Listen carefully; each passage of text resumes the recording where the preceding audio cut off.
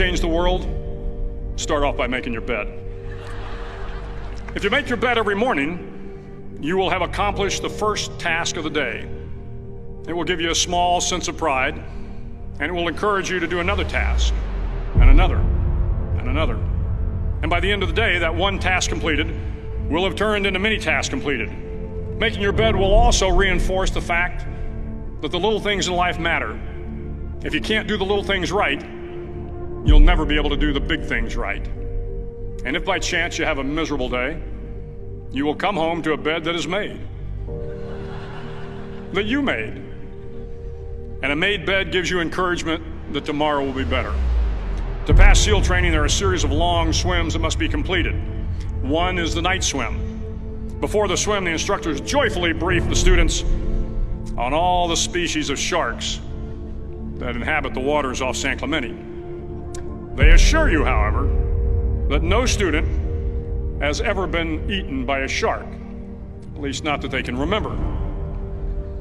But you are also taught that if a shark begins to circle your position, stand your ground. Do not swim away. Do not act afraid.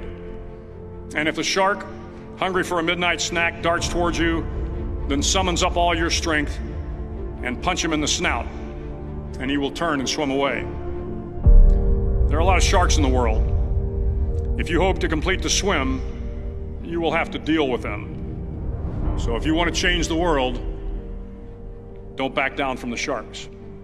Over a few weeks of difficult training, my SEAL class, which started with 150 men, was down to just 42. There were now 6 boat crews of 7 men each. I was in the boat with the tall guys, but the best boat crew we had was made up of the little guys, the Munchkin crew, we called them. No one was over 5'5". The Munchkin boat crew had 1 American Indian, 1 African American, 1 Polish American, 1 Greek American, 1 Italian American, and 2 tough kids from the Midwest. They out-paddled, outran, and outswam all the other boat crews. The big men in the other boat crews would always make good-natured fun of the tiny little flippers the Munchkins put on their tiny little feet prior to every swim.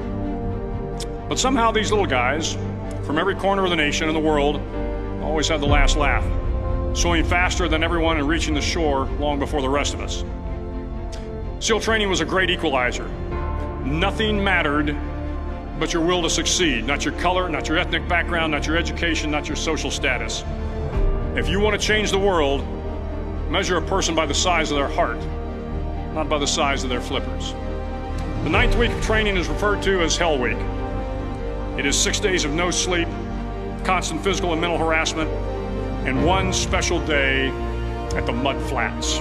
The Mud Flats are an area between San Diego and Tijuana where the water runs off and creates the Tijuana Sloughs, a swampy patch of terrain where the mud will engulf you.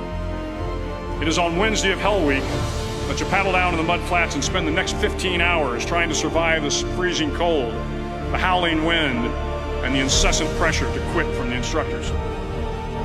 As the sun began to set that Wednesday evening, my training class, having committed some egregious infraction to the rules, was ordered into the mud. The mud consumed each man till there was nothing visible but our heads. The instructors told us we could leave the mud if only 5 men would quit. Only 5 men, just 5 men, and we could get out of the oppressive cold. Looking around the mud flat, it was apparent that some students were about to give up.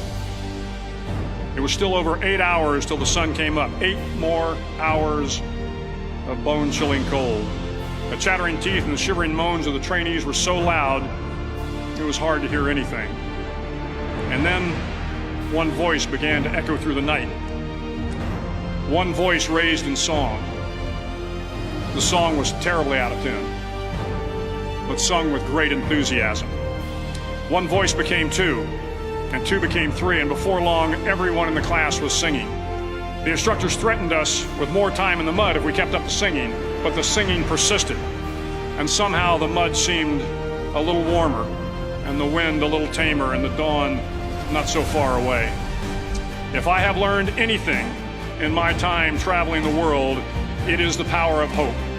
The power of one person, a Washington, a Lincoln, King, Mandela, and even a young girl from Pakistan, Malala. One person can change the world by giving people hope. So if you want to change the world, start each day with a task completed. Find someone to help you through life. Respect everyone. Know that life is not fair and that you will fail often. But if you take some risks, step up when the times are the toughest, face down the bullies, lift up the downtrodden, and never ever give up. If you do these things, the next generation and the generations that follow will live in a world far better than the one we have today.